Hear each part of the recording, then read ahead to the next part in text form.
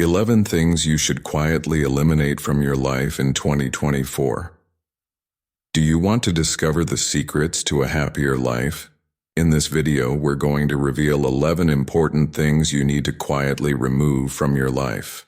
But hold on, there's a surprise. In this video, we're going into a topic that touches us all: gossip and negativity. Get ready to learn how these seemingly innocent behaviors can affect our health and the quality of our relationships. Let's begin. First point: dealing with people who hurt you. You don't have to justify yourself to those who cause you harm.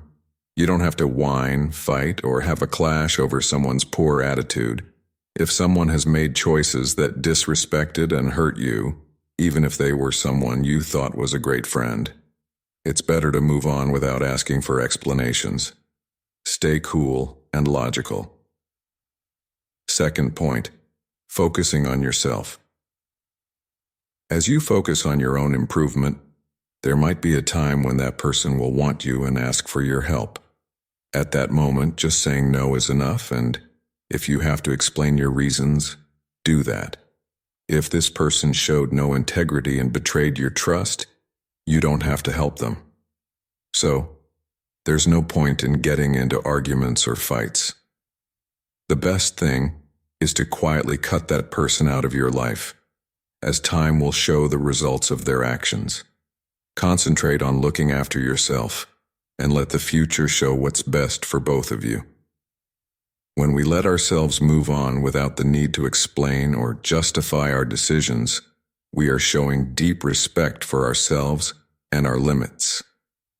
It's important to remember that we don't have to be with people who hurt us or don't value us. Each of us deserves to be treated with respect and liked for who we really are. So, by choosing to quietly get rid of those who hurt us from our lives, we're making a courageous choice for our mental health and personal growth, allowing us to move towards a more genuine and satisfying life. Unnecessary goals. There will be times when you understand the importance of making decisions, acting in a certain way, or following your own path.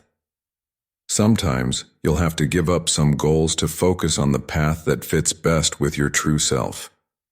It's totally normal for this to happen, as we don't always get everything we want, and sometimes it's needed to sacrifice some things for others. But it's important to quietly get rid of these unnecessary goals without telling everyone what you're doing. Don't leave hints or loose information, as this could expose your main plan. Be smarter in this process, quietly dropping less important goals and making small changes in your life as the situation unfolds. Always go ahead with caution, protecting your plans and letting your decisions be guided by honesty, looking for the path most in tune with who you are. Third point: relationships. Whether it's friendship or love, it's vital not to share personal details or complain to others about the reasons behind the end of a friendship or relationship. The closeness shared belongs only to you and the other person involved, and others don't have to know the reasons. Nobody has the right to know about arguments or awful situations, as this can only lead to gossip and make the situation more difficult. If you feel the need to talk, have a chat with yourself and think about what happened. The desire to share might show that there are still unhealed hurts.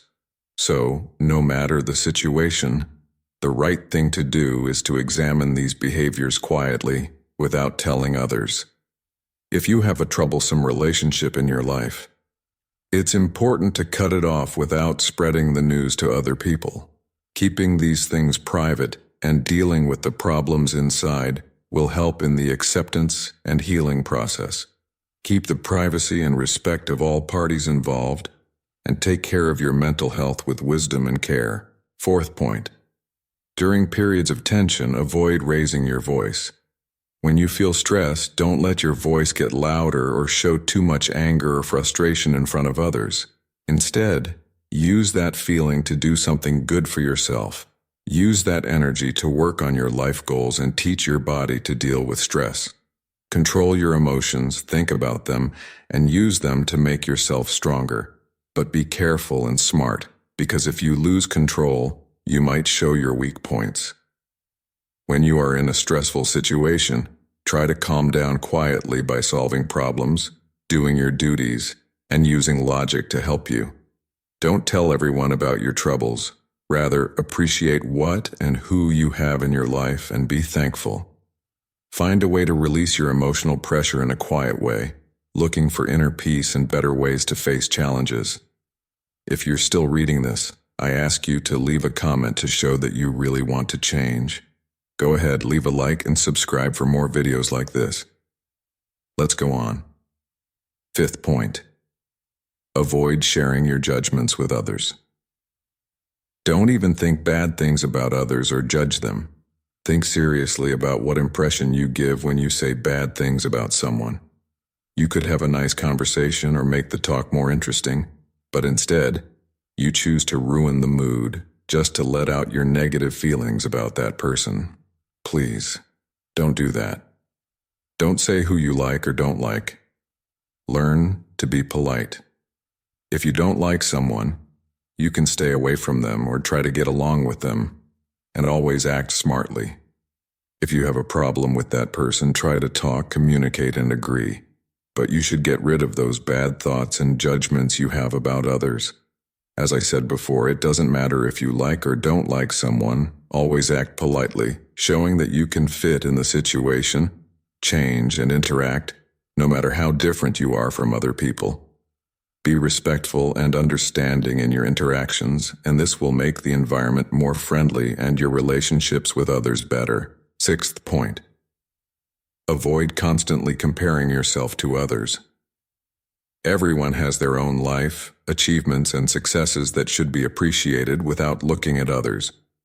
The bad habit of comparing our lives to others can hurt our emotional well-being and stop our personal growth. Also, it makes us feel bad about ourselves as we fall into the trap of negative comparison, thinking about what we think we don't have instead of seeing our own good points and achievements. When we compare ourselves to others all the time, we forget our own goals and wishes, getting distracted from what really matters, and thinking about what we think we should have or do based on others' expectations. This stops us from moving ahead on our own journey and reaching our own goals. By stopping comparison, we can be thankful for our own situation and celebrate our improvement and growth. Remember that each person has their own special way and different circumstances, and comparing yourself to others is not fair or healthy. Each of us has different good points, challenges, and life paths. Instead of comparing ourselves to others, it is better to focus on our own learning and personal development. Seventh point. Conscious use of social media. Think for a moment that your life is a book full of amazing stories, learnings, and adventures. Now think of social media as a library where millions of other stories are shared every second. Fun, right? But there is a hidden danger: constant comparison. As we look through the shiny pages of these digital stories, we often compare our hardest chapters with the best moments of others. This comparison, often unfair and not realistic, can make us feel unhappy and jealous. Do you see how this can be bad? With this in mind, it's important to learn to limit how much we look at these digital stories. Think of choosing to visit this digital library with a clear purpose. You go in, look for exactly what you want, whether it's connection, inspiration, or information, and then leave, going back to the reality of your own book, the book of your life. But how do you do this in real life? Start by deciding specific times of the day to check your social media. Instead of wasting time on it at every moment, be it during breakfast, a break at work, or at the end of the day. This helps create a plan that stops social media from taking over your time and thoughts. Another good strategy is to question the reason behind each online interaction. Ask yourself, am I looking for something good here, or just killing time? This thinking can help tell the difference between useful use and pointless passive use. Also, it's very important to notice the signs that social media is making your mood or self-esteem worse. If you find yourself feeling low after using these platforms, it might be time to take a break. Use this time to reconnect with activities that make you happy and satisfied in the real world, like reading a book, doing a hobby, or simply enjoying nature.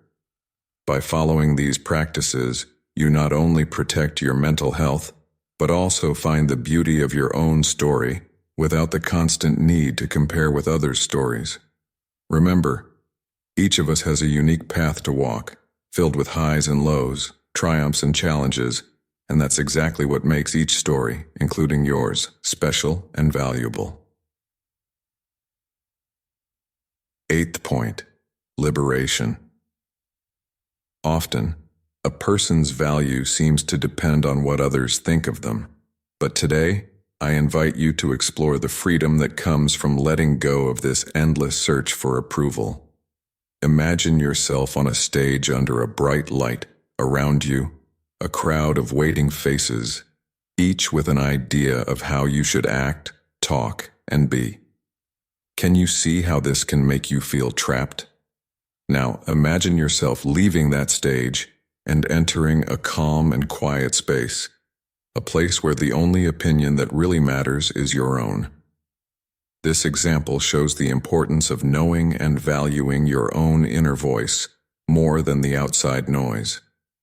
When we do things and make choices based on the need for approval, we move away from who we really are and what we really want. It's like always trying to wear clothes that don't fit just to make others happy. Now, think about the times when you felt most happy and satisfied. There were probably moments when you followed your own values and beliefs, no matter what others thought or wanted. This is the meaning of living honestly. But how can we do this in our everyday lives? It starts with small steps. For example, the next time you're about to make a choice, ask yourself, am I doing this because I really want to, or because it's what others want from me? Learn to trust your feelings and know your own wants and needs. 9th point, self-esteem. Another strong practice is making your self-value stronger. Appreciate your good points, celebrate your successes, and learn from your mistakes. Remember, accepting yourself is a process that keeps going, and every small win counts. And finally, grow relationships that help and cheer you to be your best self. Be with people who respect your uniqueness and encourage you to show your true self. By freeing ourselves from the need for outside approval, we open the doors to a more honest and rewarding path. It's a path that lets us be the true heroes of our lives, writing our own stories with the ink of honesty and bravery. And with that, we finish this second topic, hoping it helps you think about how you can live a more honest life, true to yourself, away from the shadows of others' approval. The way we treat our relationships. Here is the line of privacy and care. Think of a relationship as a secret garden, a place where you grow feelings, dreams, and special moments. This garden is holy, a space that deserves respect and love. When a relationship ends, whether a friendship or a romance, it's normal to feel hurt, confused, and a need to understand what happened. However, it's important to remember that the details of this garden, this shared story, belong only to you and the other person involved. By choosing not to share private details or reasons for the breakup, you're not only keeping the respect of both parties but also protecting your own heart. Sharing this information with others can create chances for misunderstandings, opinions, and worse, gossip. This doesn't help healing. Rather, it can make the pain last longer and create a cycle of bad feelings. How to move on after a breakup in a healthy way. The first thing you need to do is to give yourself some time and space to heal. Don't ignore your feelings, but try to understand them. If you need help, talk to someone who can listen and support you, like a therapist or a counselor. The second thing you need to do is to think about what you learned from this relationship and how it can help you grow. Every relationship, even the ones that end, teaches us something. Instead of looking for someone else to make you happy, look inside yourself. Ask yourself, what did this relationship show me about myself and what I want? The last thing you need to do is to be respectful and discreet, not only to the other person, but also to yourself. As you end this chapter of your life, do it with kindness and dignity, knowing that every experience makes you stronger and wiser. And with that, we finish this talk on letting go of unrealistic expectations, hoping it helps you see how to deal with breakups with wisdom and respect, keeping the privacy and dignity you and the other person deserve. Practice acceptance. The next step is practicing acceptance of who you are, where you are in your life, and the things you can't change. This doesn't mean you stop dreaming, but rather you enjoy the way of getting there with all its flaws and difficulties. Also, it's important to learn to set realistic and doable goals. Goals that match your true self and not a fake image of success. This also means celebrating the small wins along the way, knowing that each step, no matter how small, is good progress. Lastly, remember that the way is as important as the end. By letting go of unrealistic expectations, you let life happen more easily and peacefully, making room for surprises and happiness that you didn't plan. 11th point. Participation in gossip and the spread of negativity. Now we'll talk about something that we often don't pay attention to in our daily talks, but which has a big effect on how we feel and the relationships we make. Talking badly about others and spreading bad vibes. In this part, we'll see how choosing to stay away from these things can not only make us feel better, but also make our relationships better. Think of every word we say as a seed we plant in the garden of our lives and the lives of others. When we choose words of help, cheer, and good vibes, we plant seeds of kindness and understanding. On the other hand, when we join in talking badly about others or saying negative things, we're planting weeds of confusion, mistrust, and trouble. Talking badly about others may seem like nothing or even a way of making friends, but in reality it's a bad road that leads to disrespect and making others and ourselves feel less. Also, by focusing on bad vibes, we feed a way of thinking that makes us miss the good and positive around us. So, how can we get off this road and choose a more positive way? First, it's important to be aware of the talks we join in. When a talk starts to go into talking badly about others or saying unnecessary bad things, try gently changing the topic or saying something good about the person or thing in question. Also, practice feeling for others before saying or sharing something about someone. Ask yourself, would I want this to be said about me? This simple question can be a strong help to keeping our talks respectful and helpful. Another essential step is to make a positive place around you. Be with people who also like positivity and honesty in talks. Together you can make a way of mutual respect and support. Lastly, remember that change starts with you. By choosing not to join in talking badly about others and bad vibes, you're not only keeping your own honesty but also showing others how to do it. By following these things in our lives, we can make a more positive, feeling, and strong way of thinking, helping us to grow more truly and make more meaningful relationships with others. As we end this part, I ask you to think about your own talks. How can you choose words that make others feel good and inspired? Share your thoughts in the comments below, and let's start the movement for a brighter, more together tomorrow. Don't forget to hit subscribe and ring the bell for more good content. Until next time, keep spreading those good vibes.